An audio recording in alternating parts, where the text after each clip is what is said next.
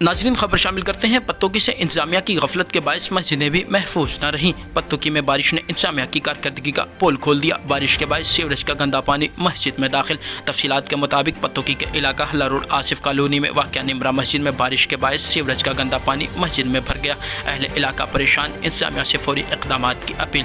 अहले इलाका का कहना है मस्जिद खाना खुदा है, अब इंतजामिया की लापरवाही की वजह से गटरों का गंदा पानी इसमें भर चुका है, जबकि गलियाँ और बाजार भी तालाब का मंजर पेश करने लगे हैं। अहले इलाका ने डिप्टी कमिश्नर कसूर से फौरी नोटिस की अपील करते हुए कहा कि मुतल्लिका हुक्काम को फौरी तौर पर मस्जिद से पानी निकालने के अहकामात जारी किए जाएँ और इलाका भर में से सीवरेज के पानी का मसला मुस्तकिल तौर पर हल किया जाए, जबकि मस्जिद इंतजामिया खुले आसमान तले साजो सामान रखने पर मजबूर है। अहले इलाका का कहना है कि अब मस्जिद में नमाज पढ़ने की जगह भी बाकी न रही है, इसलिए आला हुक्काम फौरी तौर पर नोटिस लेते हुए मस्जिद और इलाका भर में से सीवरेज के गंदे पानी का खात्मा करें और फौरी इक़दाम उठाए जाएँ।